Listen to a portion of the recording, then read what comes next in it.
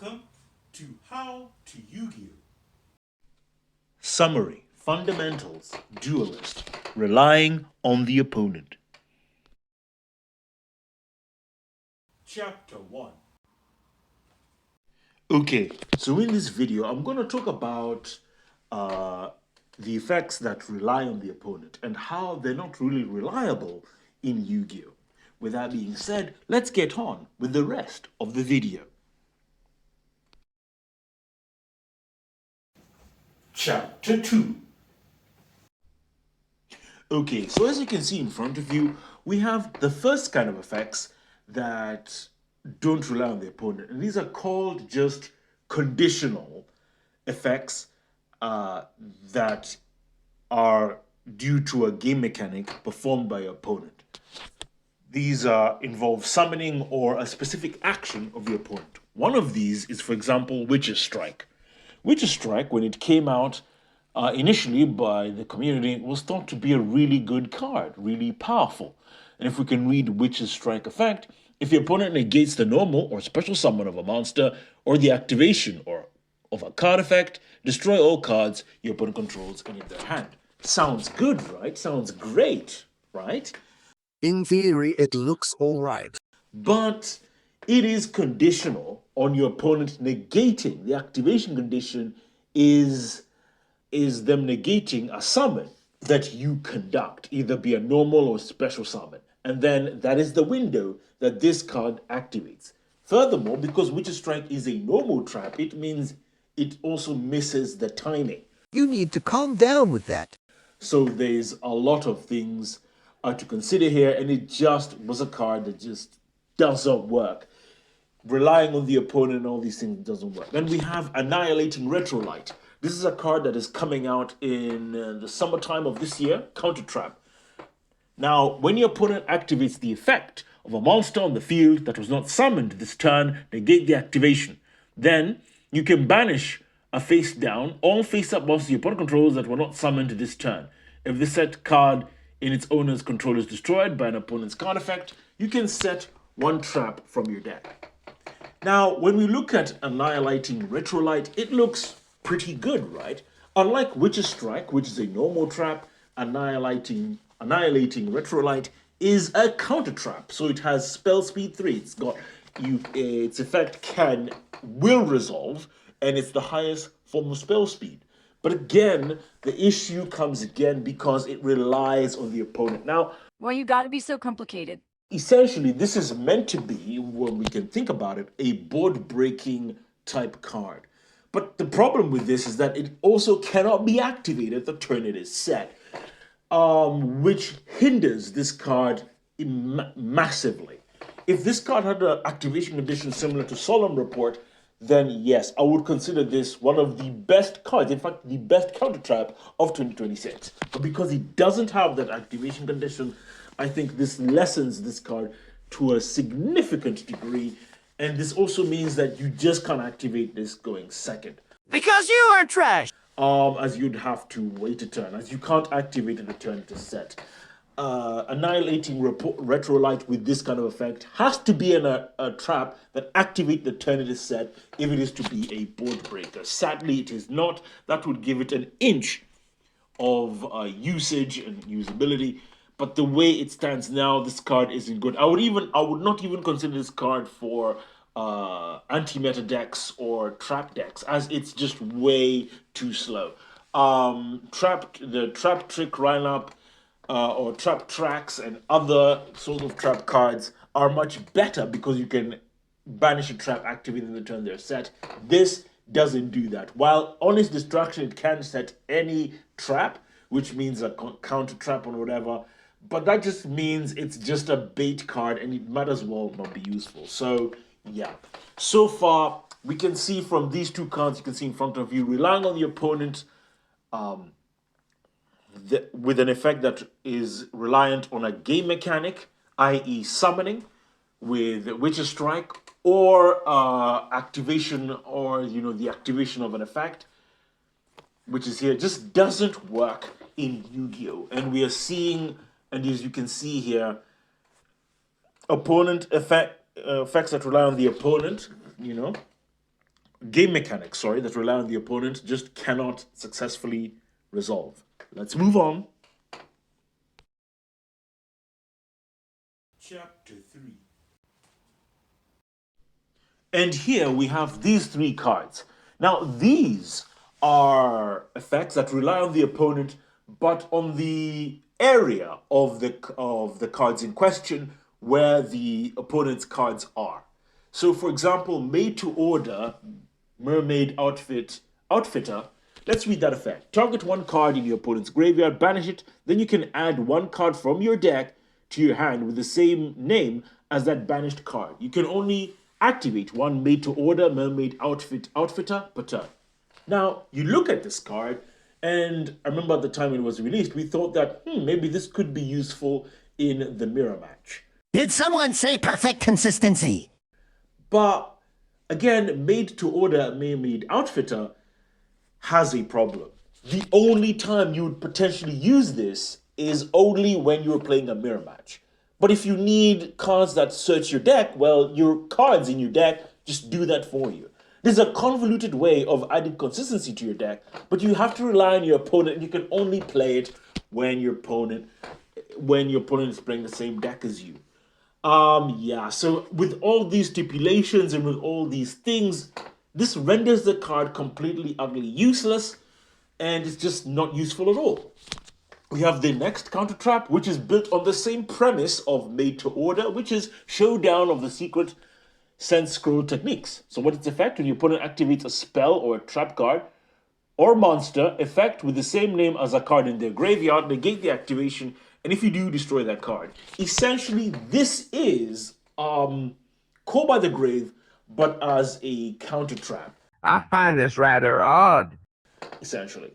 But the way it is worded, you have to have, so essentially how it would work is if your opponent activated Ash Blossom in their hand, you'd activate this card and negate negate the Ash Blossom in their hand because there's an Ash Blossom already in their graveyard. So this is a card that's just a bit convoluted. That's only going to be viable going turn 2, turn 3, or turn 2, turn 3, turn 4. In theory, it sounds alright. In practice, it's just not good enough. You might as well just have a just plain simple negate.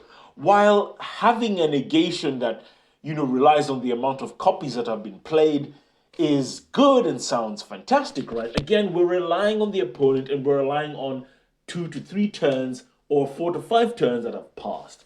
Now, not to say that the game, is fast, that, effects have not been activated in Yu-Gi-Oh!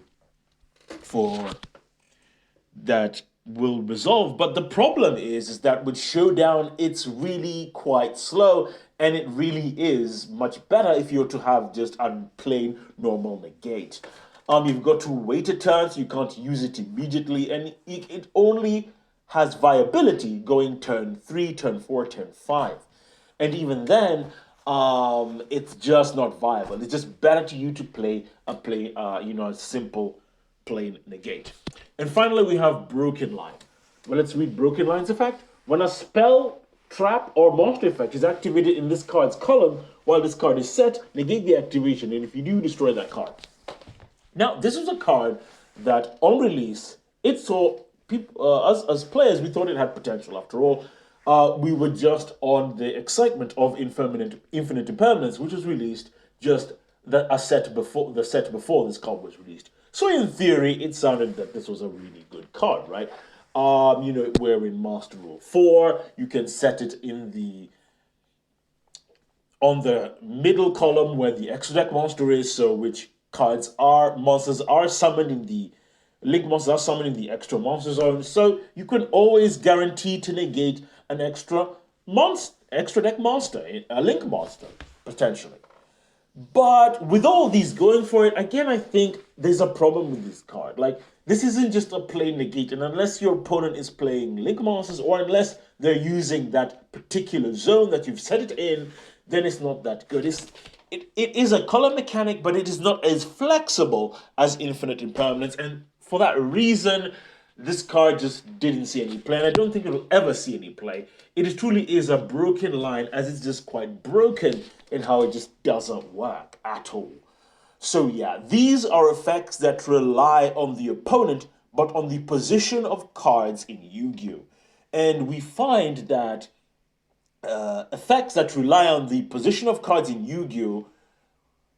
Just do not work in Yu-Gi-Oh! Relying on your opponent in any way, and we've seen at the beginning, when we rely on our opponent with the first effects, where they are about the summon effects, it doesn't work. With Witch's Strike, which relies on your opponent negating your summon, it doesn't work. With Annihilating Retrolight, relying on your opponent to negate your face down, to negate monster effects that a monster is already on the field that has an activate effect. Again, it's quite convoluted, just doesn't work. While Annihilating Retrolight again would be useful, but again, it doesn't activate the turn it is set. And then we see with Made to Order, Mermaid Outfitter, where it's with consistency searching, it doesn't work. Making Cold by the Grave, a counter trap with Showdown of the Sequence and Scroll techniques, doesn't work. And making just a plain old generic Omni Negate, but adding column mechanic to it just doesn't work either, as it just makes a plain old Omni Negate just downright complicated. So yeah. And we can sense from this is that whenever cards rely on the opponent, they just don't work. But I'm going to offer the next slide, and we're going to see some cards that Konami has released that actually do work when cards are designed to rely on the opponent. So let's go with these cards. Chapter 4. And so over here we have the Kashtira archetype. We have Kashtira Fenrir. If you control, let's read Fenrir's effect. You control the monsters, you can special summon this card. You can only use each of the following effects of Kashtira Fenrir once per turn. During your main phase, you can add one Kashtira monster from your deck to your hand. When this card declares an attack, or if your opponent activates a monster effect, except during the damage step, you can target one face-up card your opponent controls and banish it face down. Now, we've had previous effects that obviously, again, they relied on the opponents with Mermaid Outfitter, Broken Line, and Showdown of the Sense Sequence Scroll techniques. This relied on the consistency of your opponent, which didn't work. We had effects. We had also the relying on the opponent in terms of gameplay mechanics. Again, it didn't work.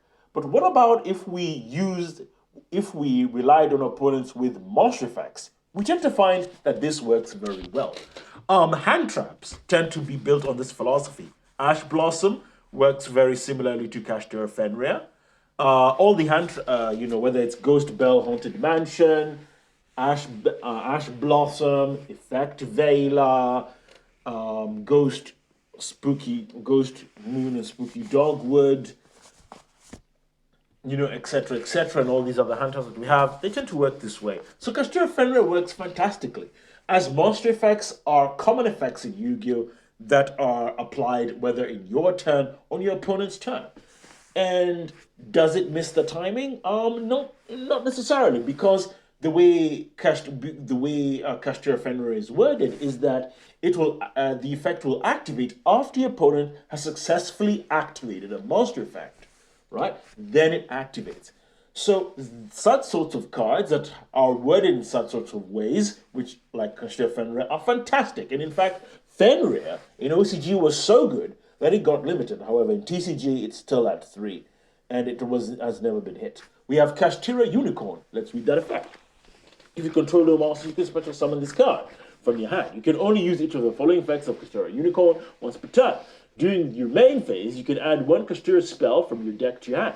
When this card declares an attack, or if your opponent activates a monster effect, except during the damage step, you can look at your opponent's extra deck, and if you do, banish one monster from it, face down. So we look at Kashtira Unicorn, and again, the effect is absolutely fantastic.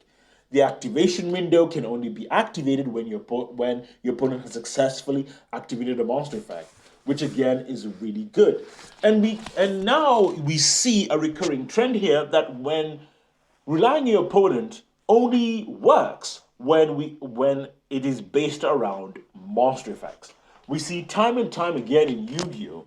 That when we have monster effects that rely on the opponent, the effects work very well. In fact, they usually become staples and they become cards which we see often in decks. Whether these effects are hand traps, which work on the same principle, or they're consistency cards that we see with Gashtira monsters here, or they could be anything, or they could be board breaking monsters as well, like Dino Wrestler Pancratops.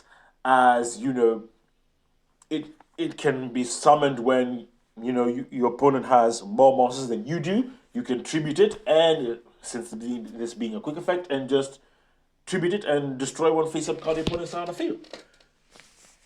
So fantastic card, and I think that's all I've got to say here. So let's head on to the conclusion. Final chapter. So what do I want to say here? Well, what I want to say is that when it comes to relying on the opponent, as we've seen in Yu-Gi-Oh!, the only kind of effects that work this way are monster effects. Monster effects are commonplace in Yu-Gi-Oh!, and when they are designed in a way to rely on the opponent, it works very well. As we see, this example works well with hand traps that we have in the game and with the Kashtira monsters there.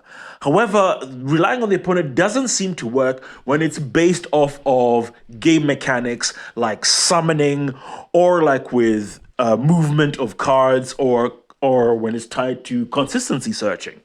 It doesn't work. As we've seen with Made to Order Mermaid Outfitter, it doesn't work. We've seen with the Sensei of the Secret Scroll, that doesn't work. When we make Koba the Grave into a counter trap, it just doesn't work. Or when we try to make a generic effect rely on positioning, again, it doesn't work. When we see with Broken Line, again, it sounds pretty good because, again, Broken Line was built on the same premise of impermanence. Because you look at impermanence, it can negate any monster effect while it's on the hand. Obviously, you activate it in the hand when you control your cards. Also, while it's set on the field, you can negate a monster effect in that column, and in monster effect, and if there's a spell or trap in that same column, you negate that effect as well. So this was pretty good, and players have been using this really well. And in fact, I can honestly say that Infinite Impermanence is the best normal trap that Konami's released in a long time.